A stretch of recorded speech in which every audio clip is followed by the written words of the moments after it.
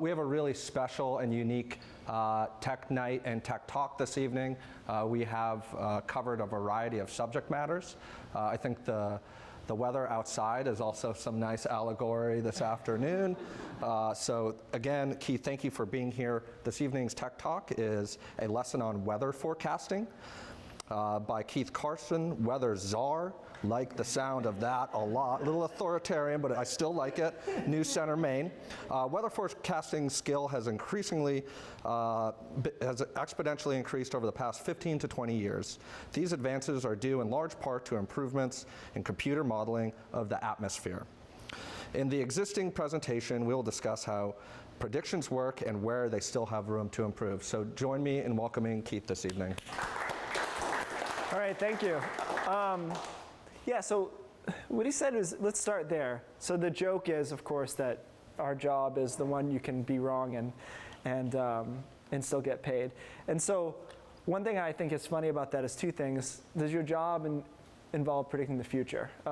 If it does, then you might be a stockbroker. And if you hit it as often as we do, you'd be a very rich person. The other thing is, as it's advanced, whether or not we realize it, our standards are increasing for what we think a good forecast is, right? Simple stuff. Like yesterday we knew 4 days in advance was going to be a perfect day. It happens, comes, goes, nobody cares. So it's an interesting field. The reason we've been able to get so much better, 5-day forecast now is as good as the 3-day forecast was 15 years ago. That's a huge swing, and we're pushing into the 7-day range pretty quickly. It's all computing power, really. We know how the atmosphere works. The problem has always been getting all of that data into a computer, crunching it in time to spit it out for something that we can use. So there's a lot of places you can get computer model data. Believe it or not, even though we have these really expensive machines at our station, those machines are designed to just interface and look better for people to watch at home. We don't actually do the forecasting via those machines. Those are simply just a way to distill it down and make it easier for people to understand. We do most of our computer model looking, so to speak, online. So this is a computer model today for the whole country. So the first thing to realize about this, how this essentially works, is the atmosphere is fluid dynamics. So it takes in all these observations, temperatures at the ground, dew point, we send up weather balloons, satellite data, water vapor, all of that gets put into the initial conditions of the model. Then we use thermodynamic equations and progress it forward, and fluid dynamics and progress it forward, and basically say, okay, if this is what's going on, for example, this is a little cluster of thunderstorms here in the southwest, if high pressure is here, will this be able to get into this high, or does it have to go to the north or south? And all of that is baked into the models. And the models learn. So if they predict that this will be here tomorrow, and then when they ingest tomorrow and it's not there, they learn that. And so they're constantly evolving in that way. The problem has been that we need this data faster than we can get it. So we could make an almost perfect computer model, but by the time we ran all of the numbers, the forecast we were trying to get would already have happened. And so most of the advances that we've had is because computer power has gotten faster and faster. And as that happens, we can unhandcuff ourselves and put more and more information into the models. So where do people come in is that we have to know which models are good at what. And so unfortunately, the American model, which is what you're looking at here, it's called the GFS, has been a far inferior product to the European model over the past 10 to 15 years. All you really need to know about that is that when energy traders and people who put millions of dollars on it forecast mid-range, they don't use this. It has its moments, but this has become more and more known. More meteorologists talk about it on TV, and it's kind of annoyed the government enough that we're actually upgrading the American model now, because we're not going to be beat by Europeans. It's like this whole thing, which is like, it's a way to get things done in science. Like, well, why did we go to the moon? Because we're like, well, they're not going to the moon first, you know? And so there's something to be said for that competitive nature. And so they just unveiled a new upgrade for this model, and we'll be seeing how it does. But you can probably figure out what we're kind of looking at here, right? I mean, we're in here in this rain, and this is actually, let's see, so I'm not tall enough to point to this. See how it says 0Z Friday? They use something called Zulu time so that all meteorologists can talk about the same time, no matter what time zone they're in. So that is, depending on the daylight savings or not, 7 p.m. or 8 p.m. And so this model is basically telling you what's happening right now. If we go forward in time, it's going to progress the atmosphere. And so it has us clearing out tomorrow afternoon, and then here's Saturday. And you can zoom in on this so you don't have to look at it on such a large scale. But so Saturday is in good shape, just simple. You know, the green here is obviously precipitation. Anywhere there's not green, it's not raining at least, and most likely it's sunny. And then these are like thunderstorms that you see down into Florida. So you get this feel for it. And I can, when I go in now, I can do it like at a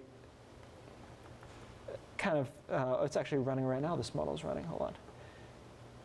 I can do it at this kind of speed, you know, just to get a feel for what the pattern might look like. So that's where we start with a lot of forecasting. And then our job is to know when the model's being stupid. And it does happen. Snowstorms are pretty notorious for this. As we get farther out in time, 6-7 days out, your error increases, right? It just makes sense, because if it makes one mistake, that mistake just, what's that game they have you do in, like in kindergarten, telephone, where you go around and you say something and then it turns into this jarbled message. Well, the same thing happens in computer model forecasting of the weather. If it makes a mistake early, that mistake is only going to get worse as we go down the line, which is the reason, of course, that 2-day forecasting is better than 7-day forecasting. But our job is to know when to discount things that the models are doing. And so during the winter, sometimes it'll give us these giant snowstorms 7-8 days out. And it's your job to distill that and say, this doesn't really make much sense. Let me zoom in. And if you have questions, this is not formal, so just. So you said that, yeah, I'll jump right in. Yeah. When you said they're updating this model because we want to not be worse in your hands, who's they? And who funds this? Who owns it? Who updates it? So it's NOAA is where it comes from. This was actually a collaboration with Stanford. So they helped model to make it better. But it was funding was the issue, essentially. Like, we knew how to do better. And so the European model was so effective because you have to pay for it. So if you go online and Google European model, you won't find it for free. So like this website I'm on right now, I'm looking at the Euro model, we pay a subscription for that. And they take that money and they reinvest it. And but because NOAA's model, because of the way that they work, has to be free, it has to come from the budget. And so when it doesn't, then nothing gets upgraded and it just kind of stays out there. And again, not to say it doesn't have its moments, but the Euro, if you need it, if you need the forecast, and there's a big disagreement between the two, usually you're gonna lean that way. And Stanford did a lot of statistical baking with the model, meaning trying to dampen out things that just don't happen, because that's one of the bigger weaknesses in the computer models, is that they'll give you a scenario that just, I think it was 1 or 2 weeks ago, it had snow in northern Maine. Like, not impossible, but highly unlikely. And so it takes some statistical, it says, okay, this is what the atmosphere thinks is going to happen with the thermodynamics and fluid dynamics. However, this has never happened in this part of the country. So let's take that and weight it down. And so that's one of the things they're learning is really important, because that's what we do. We look at it and say, well, yeah, but does that really work that way? Do we really get 45 inches of snow? Like, these models sometimes will throw that kind of stuff out at you. And it's your job to realize that that's not how our atmosphere really works, hopefully. So this is the European model. And so you can get down to these levels that are really, really finite. Now, it's worth noting, models do not solve for every little town and city. Instead, they're actually in a grid that you can't see here. They're 9-kilometer grids. So that means that it'll solve for a big chunk of this area, like this, because it doesn't have the computing power to solve for every little spot in the atmosphere. So it has to break the atmosphere down into these little boxes. 9 kilometers is actually an improvement. They used to be 12 kilometers. They were 20 kilometers before that. So they're saying, okay, this whole box of air is all exactly the same. So as those boxes get smaller, obviously we're going to do better. But there's still weird little biases. For example, Portland's temperature output is always too cold. And the reason for that is the box extends into the ocean. So as the ocean temperature this time of the year might be 51, on a hot day, it will solve for Westbrook at 81 and the ocean at 51 and average them together. And so there are weaknesses, especially along the coast, where you'll see that. Another one, obviously, you see the big contour there, it's Mount Washington. So Mount Washington's finite point is going to be so cold that it says, well, it'll be 53 there. Well, no, it'll probably be 40 and 70, you know. And so that's part of getting familiar with models, but that's how they solve for the atmosphere. They don't go and do every little parcel of air out there. Do you have a standard, basically, that you student that out? Yes and no. More art than science with regards to just understanding kind of, you know, It is how a little the bit. devil's in the data, basically? It is a little art, yeah. So there's two parts of being a weather forecaster in my position, which is like a public one. If you're behind the scenes, it's a little different. But there's being right, and the other is how people are going to perceive different forecasts. So when we do a snowfall forecast, that's our biggest, most interesting thing to people, you know. Sometimes we'll have a forecast out there of 8 to 14 inches, for example, and I'll know the day before we should probably be 6 to 12. But is it worth changing it for those couple of inches? Will people even get that message in time, or do you just kind of ride it? And so there are little idiosyncrasies in forecasting. That's where it becomes kind of an art. It's public perception. Like if you go back and forth on a weather map, you don't get credit for either of those. So you've got to pick your best forecast. And look, if it's going to be like a life danger thing, then you have to eat it. But if it's just small change, then part of your job is to just roll with it. But as far as this stuff goes, I basically look at the surrounding areas and I know, unless there's a sea breeze, they shouldn't be that much, Portland should not be that much cooler than Sanford. They're going to be cooler than Freiburg. So yeah, I mean, that's basically just kind of how you work with it. And temperature forecasts, honestly, to most people aren't that important, the difference between 85 and 81. It's warm. It's really precipitation timing that's big for people. You said that there were people like behind the scenes. Are there people behind you just feeding you all this data and information, and you're putting together what you present to us? Not at the local level. So at the local level, we all have, I'm trying to think, we all have degrees in our weather office. But when I worked at the Weather Channel, it was that. We had a big forecasting team. I came in, I went to makeup. They did that, they made me pretty. And then I went out and just presented it. But at the local level, usually you're forecasting it and presenting it. And there are exceptions to that rule. There are weather people who don't have meteorology degrees, but you don't find them too much up here because it's a little too challenging. But if you go down south or out into California, you might run into people who are, they'll say weather forecaster. That means they didn't get a actual degree or like Al Roker, actually. Some of the most famous weather people, Al doesn't have a degree in meteorology. He's a personality. And of course, over the years, he's learned quite a bit about weather, but he didn't graduate with a degree in atmospheric sciences. But we tend to hire people who do because we don't want to hold anybody's hand, really.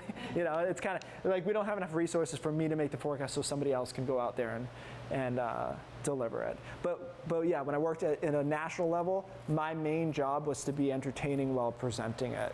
essentially. I mean, I couldn't even change it if I wanted to. That's how that machine worked, which kind of drove me crazy. So that's why I'm here. I'm back. So you can see on the side all these fields. Basically, it solves for all these different fields. These are cloud layers. And so it's just telling you Saturday, we just talked about Saturday, looks pretty good. Well, this is different levels of cloud cover. So the way you think about this if you're presenting is high cloud cover doesn't really matter much to people. It's the low and the medium that you have to watch out for, because that can be that low cloud deck that ruins your day. So it solves for stuff like that. It solves for dew points, which is a little lesson here. Please do not ever say, it was really humid, the humidity must have been 100%. That drives me insane, and I get it, but it's not right, because relative humidity doesn't matter. So people, my dad still says this, and I'm like, Dad, how many times do we have to have this conversation? So here's the best way to think of it. I wish I had a chalkboard, but relative humidity is exactly what it sounds like. It's how humid is it relative to the temperature. So you could have 100% humidity, and it could be 25 degrees with a dew point of 25. You will not think that it feels humid, right? So it has no impact on what it feels like to be outside. Conversely, it can change through the day. So if you've got a high dew point, 70, it's sticky out there in the morning, it's 73 degrees, and it gets warmer and warmer. By the afternoon, it's 95, but the dew point's still 70. Your relative humidity will be lower than it was earlier in the day, but I guarantee you will feel warmer than you did in the morning. So that's why dew point is the gold standard for how humidity impacts the human body, because it tells you how long does it take that sweat to get off your body. So basically, humidity percentage doesn't matter unless you're doing manufacturing. It's stuff like that. But for a human, it's dew point over 60 is noticeably humid. Over 70, dew point is oppressive. So if you go down, we very rarely get over 75 here. We had a few last summer that were 73, 74, and people were like, just dying. Go down to Louisiana any given day, 73, 74. I've seen 82 for a dew point. That's just like, that's total swamp ass situation. But that's one of my weird pet peeves is like, and I get why people say it because it sounds more, to make more sense. Well, it's 100%, like right now, the humidity is 100% because it's raining, but it's not sticky. So just keep that in mind. 60 for a dew point and above is sticky. So these are dew points right now. And so I always look to that because Mainers have a good tolerance for snow, and they're just babies about the heat. I mean, we had that conversation yesterday. Somebody's texted me, the Snapchatted me a picture of drinking rosé. I'm like, you're drinking rosé? They're like, it's so hot. I said, it's 73. They're like, no way. And I sent them a picture of it. 73 degrees, sunny. I think some Mainers for severe weather, like tornadoes, feel uncomfortable because we don't get many of them. They'll take a snowstorm, and it's no big deal. When I lived in Atlanta and it snowed 2 inches, legitimately, it took our graphics guy 14 hours to get to work when it snowed 2 inches. And you don't realize what our road crews do for us, because I will say, I went to school in Vermont, I'm from Massachusetts, obviously I live in Maine now. Those roads in Atlanta with 2 inches of snow were like top 10 worst road I've ever been on. Because if you put thousands of cars on top of a road that nobody touches, even 2 inches is plus people have these cars that they shouldn't be driving. Like I saw, there's a Maserati that was abandoned on the side of the road during a snowstorm. I'm like, if you've got that car, shouldn't you have two? One for when it's like this out. But. So is this making sense how these models work? Do you have any questions about it? There's more to talk about, and they don't have to be about the models. You can ask weather questions too. Or Johnny wanted me to do climate change if you guys are interested in that too. What's kind of like the next generation of weather forecasting, or like maybe some future trends? Is it like AI, or are we all going to be like hyper local with a Waze app and just like upload it, and you're going to be getting all sorts of like data rich hyper local? Well, we're already kind of doing that, right? Like, do you notice the Weather Channel's app has a thing that now will say it's going to rain in 15 minutes. All it's doing is taking the radar and just progressing it via a vector. But it's helpful to people. I mean, I think one of the biggest challenges in my field is we have to keep beating the apps. If we don't, then what's the point? You know, like sure, for an older demo, there's still a value to getting someone to present it, but younger people, really, we have to beat the app. I think the forecasting skill is just going to keep getting better because we have more data, and the computers can crunch it faster. And that's the thing I meant to get to is even with the supercomputers that they have, it takes several hours to produce one of these computer model runs. So it begins, and we don't hear anything from the model for 2 hours. And then it starts spitting out one frame at a time. And it may take 5 minutes for each frame to come out, and each frame is 6 hours. So by the time we get that, it needs to start over again and start running it again. And so our forecasting can improve if it can crunch all that data faster. And we can get more data into the model. You know, that's the other thing. So you said that we're at time C, right? And that's like 7 or 8. Yeah. So does the accuracy, is there any measure of error once you go and you're trying to do like the hour by hour forecast? And then, you know, okay, if I get to 7 a.m., it's 12 hours difference. It's not as accurate, or? Yeah, it's almost linear. I mean, basically the skill level of forecasting basically degrades linearly, well, really this way. So yeah, so I mean, your forecast 2 days out is almost always going to be better than yours 3 days out. And you could argue that on the hour basis too, although now we can do within 48 hours pretty strongly. But there are still going to be variations. Like this morning, for example, we knew it was going to rain, but I heard the rain on my roof at like 10:30, and I was thinking more like noon. Is it a huge deal? No, but it's still an error.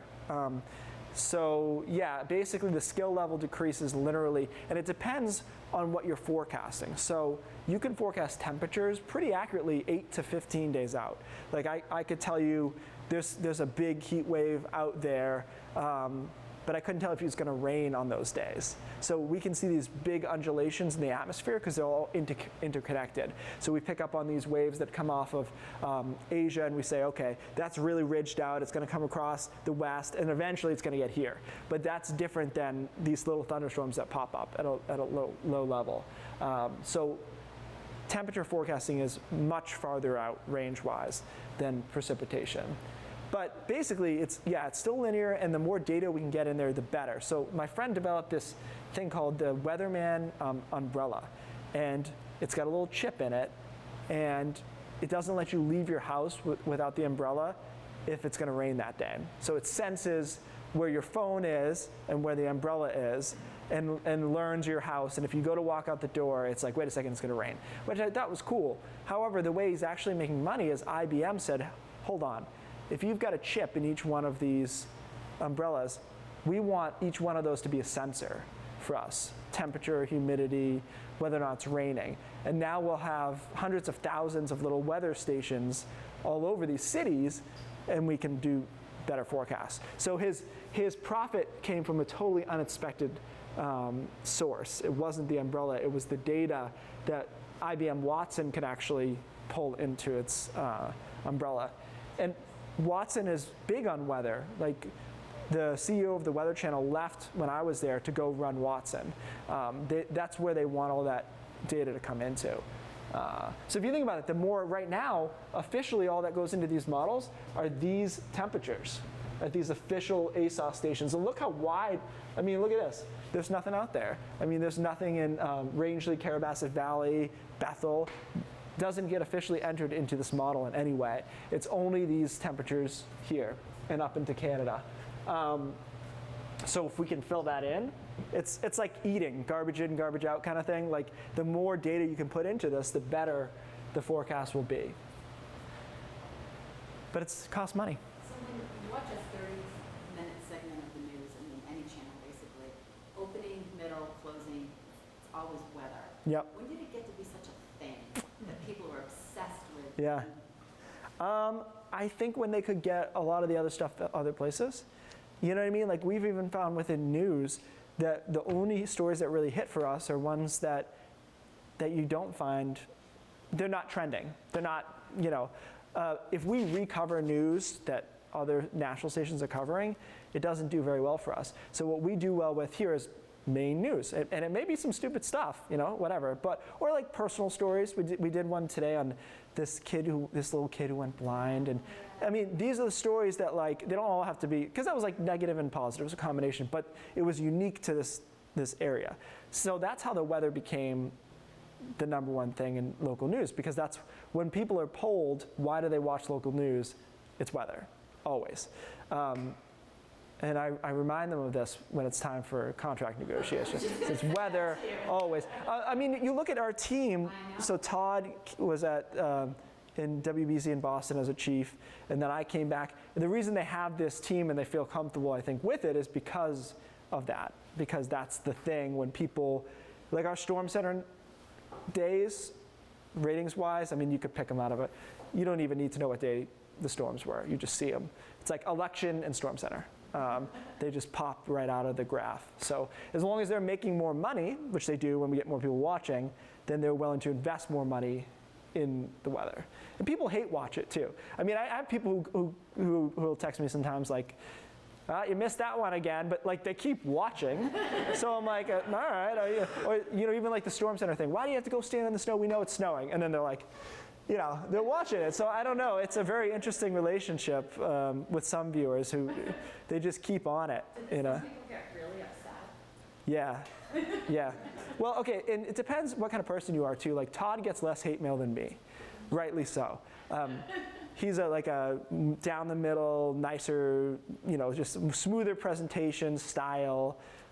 I'll talk about, I'll just go off on a tangent about something, and people are like, what am I watching? What is this right now? Or admittedly, when I would have started to tackle more science stuff, and I've done more climate change stuff, people come in just all caps on me. And it really depends. Like, I usually will answer, and surprisingly, often that changes the tone. I had a guy who left a voicemail, and he didn't leave his number. And he was just like, if I want to hear your opinion on global warming, I'll ask for it. Stay out of politics, blah, blah, blah. And of course, I'm like, science, politics, okay. But his number showed up on my thing, so I'm like, I'm calling this guy back. So I called him back, and I was like, hey, it's Keith Carson, you just called me. And there was this silence. I'm like, oh, he's thinking about, do I hang up or do I not? And we had like a pretty good conversation. I don't think I changed his mind, but there was a person on the other end of that conversation. And so, as much as, I think that's my most divisive thing. Whenever we talk about climate change, I get a few people who just come running in, and I just try to diffuse them as to, I'm not telling you what to do about it. I'm really not. That's where maybe the politics comes into it. I'm just telling you, this is the science. We've been doing it for 60 years. It's a thing. If you don't like it, okay. But, and it's an interesting position. But people, when they realize there's a person there, tend to kind of come down, and not always, usually. Yes? Quick question. How has climate change affected the forecasting? Has it been just recently it's been affecting it, or has it been a gradual thing over the last 10, 20 years? Well, I don't think it's been a problem for forecast models, because it's how do I say this right? It's dramatic, but it's not dramatic, right? I mean, we're talking about 1.5 to 2 C over 100 years, which I think is part of the problem conveying it to people. They're like, who cares? But as a result, the models are able to kind of just bake all that into there. There are some more extreme events, certainly, that we see. I think the biggest problem for us is going to be just sea level. Just the cost of not doing anything, I think, is the biggest problem. Like, humans are very smart. If we want to live in a world plus 4C, we could probably figure it out, But the way we built all these cities, it's going to cost us a lot of money to either move them or try to shore them up from this. So that's one of the biggest things. But I don't think it's been a problem, because the models have had time. They average every 5 years. They re-average the global temperatures. So they're inputting this warming environment.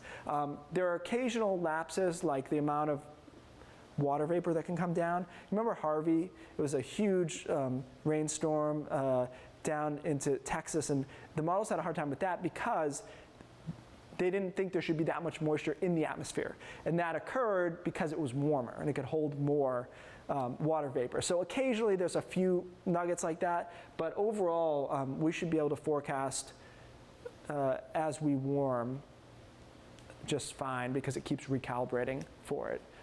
It's probably one of our lower end problems, at least for that. Yeah. Just quick observation. If you divided Maine equally and said summer and winter, is it actually sunnier more in the winter? Or because I love snow, does it just seem more euphoric to me? Like, it seems like it's clearer. It seems like you see the sun more in Maine in the winter. Yeah. You're not even close to right. What's your thought? It actually kind of depends where you are in Maine. So I think that is true near the coastline especially, because we have these days in the summer and the spring where we get socked in. But our cloudiest and rainiest season is fall, believe it or not. Everybody pictures like these crisp, beautiful days, but that's when we receive the most rain and the most cloud cover. Long story short, generally, yes. In the winter, we do get more, not hours of sunlight, but percentage-wise more sunshine. The problem is it throws the stats off because it's only light out for like 2.5 hours in the middle of the winter. So that kind of messes up the whole thing. Like even the other day when we cleared out at 4 and we had 4.5 hours of nice weather, it's like it would have been dark in the winter. That would have been the end of the day, you know, so that kind of can throw it off. But those bluebird days do visually radiate more too because of how it's bouncing off the snow and all that. But no, we do get a lot of it, and some of our sunniest, bluest weather is when it's really cold, because we get a ridge to come down from Canada, and it snaps in, and it keeps funneling cold air down, but it also keeps clouds from developing. So, yeah, and I've learned to, I've always loved snow from a weather standpoint, but the more you ski, you have to like find joy in it, or it's a long season. Yeah, it's just, if you're gonna just sit there and be mad about 6 months of the year, it's, because people find a reason for everything. When we moved to Atlanta, people were like, it's so hot down here. It's like, there's always something. So you kind of have to pick your battles, you know. Any other questions? I got one more thing to show you here. How much of snow do you think should local have? Johnny, I don't never trust the way that they measure snow, let's put it that way.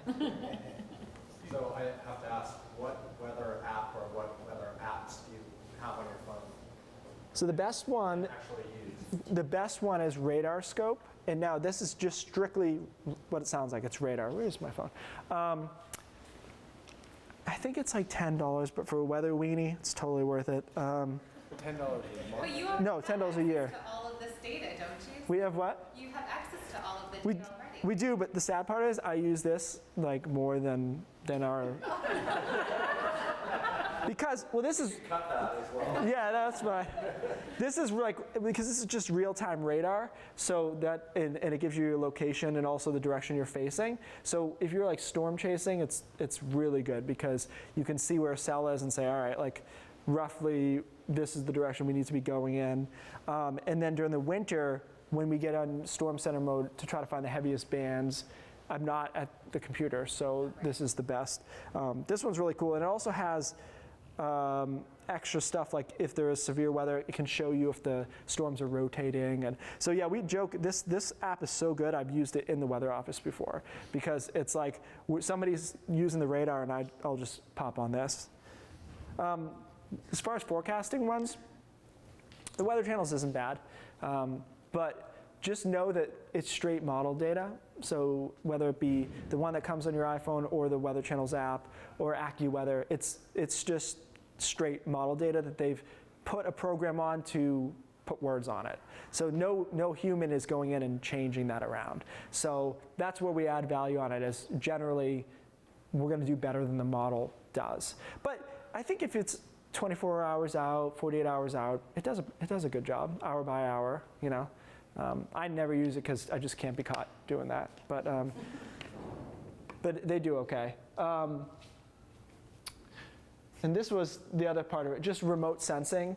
You think about the advances that it took until 1978 to get satellite data. Like, it's kind of crazy to me, but we couldn't even see the clouds until then. We had to get an observation upstream, and they'd say, hey, it's cloudy. I'd be like, I guess it's going to be cloudy tomorrow. You know, and we just recently got rid of that satellite from 1978 last year and upgraded it because the resolution was as you can imagine, it was just abysmal.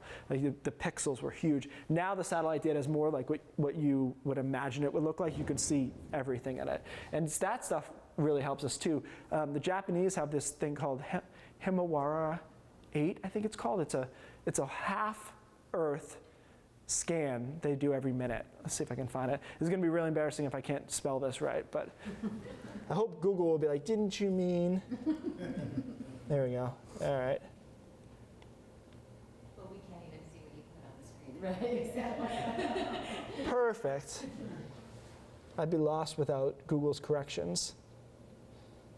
Let's see if this is real time. Should be. Yeah, there we go.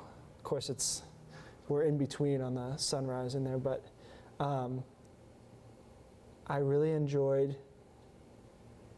flat. Oh, so I had there's people who believe the Earth is flat. I'm sure you're aware of this. I did a segment on it, and it went like unintentionally pretty far. Like a lot of people watched it, and so I became inundated with flat earthers.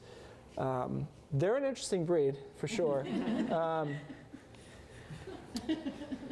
And I was always like, what about, you know what the problem I found with, well, there's a lot of problems with flat earthers, but the biggest is that they watch Godzilla fight King Kong. And so they say, why can't that be fake? You know what I mean? Like the way that CGI is now, there is no image you can show a flat earther that would make them believe that this is real, because they think you could fake anything. It's a really interesting philosophy. There's a Netflix special on it called Behind the Curve. If you ever want to throw something through your television, I recommend watching it. But that's like the type of person that they just can't, what do they call that? Where the more data you throw at someone, the more they get stuck in their position. And that's certainly what they are. This is how I found the satellite, though, anyways, as I was looking for a half globe scan. But I mean, we didn't even have this until this was a couple of years ago they launched this. So all of this stuff is leading to advance. Oh, I remember a comment someone made. Oh, do you really think the countries have those yellow outlines? I'm like, it's a map. That's a rabbit hole that you never want to go down. Like, it was unbelievable. I had to eventually just walk away from it. I was like, I can't. Like, if you find my YouTube now, people are still commenting on it, and I'm like, I just can't do it because Joe Rogan posted. It's making me like really uncomfortable. And actually, do we have sound? We can watch it. It's pretty funny. It's what do I call it? All right, hold on.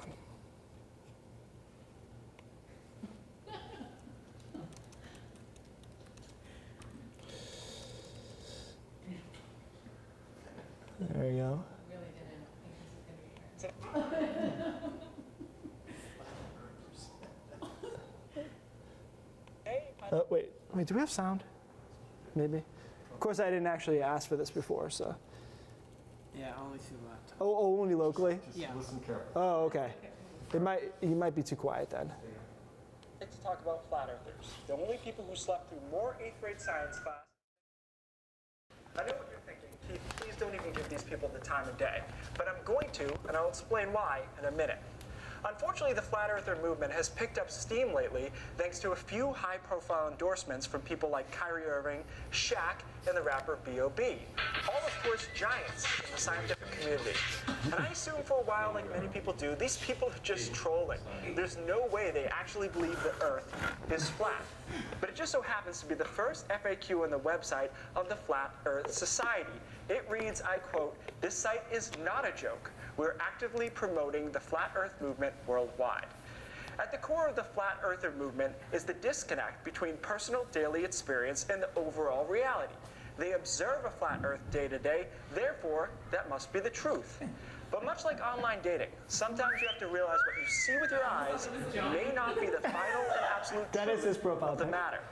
So let's knock this thing down in a few short minutes. An obvious place to start might be, I don't know, all the pictures we have of our oblate spheroid Earth. That's technically the shape of the Earth, since it's not perfectly round. Like, here's a good one. And this one here's nice too. And don't forget this live view from the International Space Station you could pull up at any time. The response from flat earthers on all of this? Hoax. But not a malicious hoax, apparently, which is nice, I guess. Again, quoting from their website, there is no flat Earth conspiracy. NASA is not hiding the shape of the Earth from anyone. There is a space travel conspiracy. The purpose of NASA is to fake the concept of space travel to further America's militaristic dominance of space. They conclude, and I quote, "The Earth is portrayed as round in NASA media because NASA thinks that it's round." Poor NASA, always so clueless. Let's move on to how day and night might be possible on this flat Earth. Here's what they've come up with. The sun is a spotlight that rotates around like so. When you're under the sun, it's day. When you're under the moon, it's night, which is cool. It's set. You'd never see the moon during the day. Daylight hours would never change. And most importantly, you would always see the sun even during the night. Think about it. If the Earth is flat, what prevents you from seeing the spotlight sun at all times, even when you're in the dark? It's like being in the audience at a theater while the stage is spotlighted. You're in the dark, but you can still see the spotlight. All right, what about the seasons? Here's their model for that. The sun magically changes its path for the seasons, growing closer to the northern half, not hemisphere, remember, half, during our summer and farther away during our winter. Which is clever, except of course, Alaska would never have continuous months of day and night. All of Australia would be in the dark most of the year, and the sun would have to move twice as fast during the southern hemisphere summer in order to make up the doubling in circumference of the path. So, next time you go to Argentina, let me know if the sun moves twice as fast. I've been there, spoiler alert, it does not. Of course, there are hundreds of other problems with the flat Earth theory, like an increase in elevation wouldn't allow you to see farther on a plane with no obstructions if the Earth were flat. But it does, because it's round. And since the force of gravity is directed towards the center of mass, you would be pulled sideways if you were anywhere but the center of a flat plane Earth. And my personal favorite, weather satellites. You know the pictures from space I used to help predict the weather? You'll see a round planet and the exact cloud cover you observe over your head plotted on that planet in real time. So, why even disprove a movement that has not a single legit scientist behind it? Quite simply, because they're actually raising money for this. BOB is currently trying to raise $1 million for flat Earth research, and Mad Mike Hughes has raised thousands of dollars to launch a homemade rocket in the effort to take a picture of what he believes will be a flat Earth. Still alive. Tens of thousands of dollars, all going to absolute garbage, when it could be used for something worthwhile, like cancer research or feeding hungry people. So do me a favor, flat Earthers, and get a new hobby. Or, if you're still convinced, find the edge of the Earth, lean backwards, and prove to me that gravity is just another big lie. So it's funny because there's so many obvious things you would think that people could observe like daily in this, but I determined that there are two groups there. One was really religious. There was this weird sub-genre there that was like, we were told in the Bible it was flat. I don't remember seeing that. I went to Catholic school. But the other was just people who wanted to be part of a group of some sort. And that's kind of where some of this comes from. But anyways, that's the kind of stuff that you just have to block your inbox and call it a day. But we're doing chemtrails next month, so that's going to be a good time. How do you decide? And do you get clearance for all of these ideas? Because I know you do like really cool side, like even when you went to the Super Bowl, right? Oh, that was, I was Yeah. talked about it all the Oh yeah, sports science. that one. How yeah. do you come up with this content? And when you pitch it, are there any ideas that don't get through? Or Yeah, generally I've gotten most of them through. The one actually I didn't get through was really interesting. It was about NOAA needed a new head, a chief of NOAA, and the guy that was nominated runs AccuWeather, which is a big private weather company. And he had sued NOAA several times to try to privatize and make these forecasts not available to be free. So if you go on NOAA's website, you can get a free weather forecast. He was trying to make that not happen. And he was about to run, or was nominated to run, NOAA, which was an obviously huge conflict of interest. But corporate squashed that one. I think at the particular time that was going on, there was a lot of stuff going on with the presidential administration, and they just felt like it was piling on. So it was just bad timing more than anything. Like it wasn't, I kept saying like, if it's not factual, we'll fix it, but it is. But that's about it. The other ones, science ones, chemtrailers, they basically say, as long as you'll take the emails and calls, and it's fine. And same thing with climate change. I had people say, well, I'm surprised they let you talk about it. I don't remember asking them. You know, because to me that's a dangerous road to go down. Like, hey, can I talk about science? You know what I mean? Like now, if I want to talk about what we should do, you should all drive electric cars. Then they can have some say. That's editorial. But I think as long as science is science, you should be able to go forward with that. So, luckily, I still work there. It's working out. When did you come up with those stories you do, like the Super Bowl, the dome and stuff? Yeah, that one was actually a collaboration with our sports people. Bill Green, I believe, was the one who came up with the idea of how hard is it to kick a field goal, because he had, you know, done sports his whole life and watched people think it's really easy, and it's not. It's hard. The sports dome one was my idea, and I really regretted doing that one because it was such a pain in the butt to figure out. I thought it'd be easy. I'm like, okay, if there's X number of people in the stadium, then they give off Y amount of heat. We'll figure out how much it warms. But it was actually really intricate. Like I had pages and pages of stuff, and Jess Conley, our night person, was helping me do it too. It turned out good, but it was like I was back in thermodynamics again, and I was like, why did I do this to myself? You know, because we had to take into account things that I didn't want to think about. But like, for example, they're cooking in the stadium, so we can't ignore that. Like that's a ton of BTUs to be putting out. So we got into this rabbit hole. But what if the dome's open? How much air will escape from the dome with it? You know, and it's like we had too many smart people working on it, and I was like, no, we're just gonna have to simplify it. And if somebody goes in there with a thermometer, it's like you're off by 0.2 degrees, then fine. But you know, I really enjoy that stuff because weather is fun, but it's fun to mix it up too. And it also is into that ilk of stuff you don't get on the app. You know, yeah. Do you guys, talking about sports, how much do you guys talk about the impact of weather on sports events? Because it is kind of funny that, just as an example, there's a certain track complex in New England that when you're racing around for the state finals, as an example, you want to be there because that's where the wind comes from the other side of the track. And if you're a sprint athlete, it's always at your back. So it always comes up where, depending on where you are at a given time in the year, you hope the states are at that facility. Do you get that a lot where people say, is it going to be windy that day, or this is where, because it's like the sports, kicking field goals you just mentioned, but to me it's MDI, state track. Right. Always want to make sure you get there because you're going to, state records break like every other heat, right? Yeah, no, I mean, there's definitely a value in it. The problem sometimes is just is doing localized forecasts for every event. Like, if we're asked, if people email us, we usually are able to help them out with it. But we unfortunately can't really go through and be like, okay, and then this race here, we'd be out of time so quickly. But there is a value. I mean, certainly in professional and college sports, there's a huge value, and it's actually mainly with people who bet on it.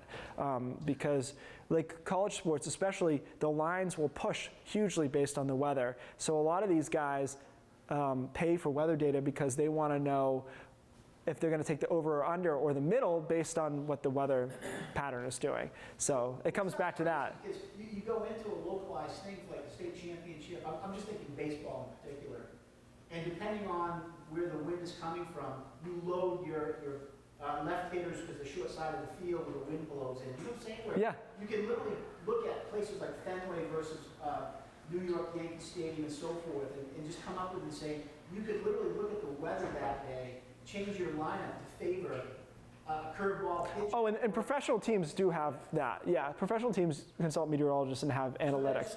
Oh yeah, yeah. They'll take any edge. Yeah. You got to think. Oh, totally.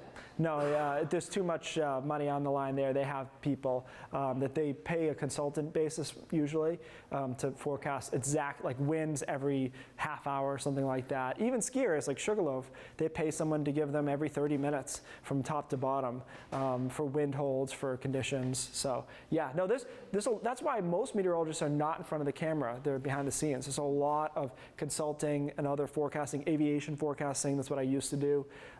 So the vast majority of meteorologists, they get annoyed because they're always like, oh, what station are you on? Not one. Like, 80% of them are doing other things. Commodities are another thing, like natural gas and soybeans and all that. Wherever you can make money off weather, there's someone making money off weather. Yeah. Yeah. Good? If there aren't any questions, thank you again, Keith. That was problem. really spectacular.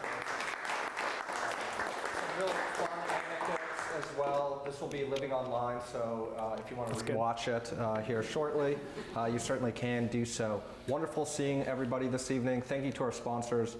Thank you for joining us.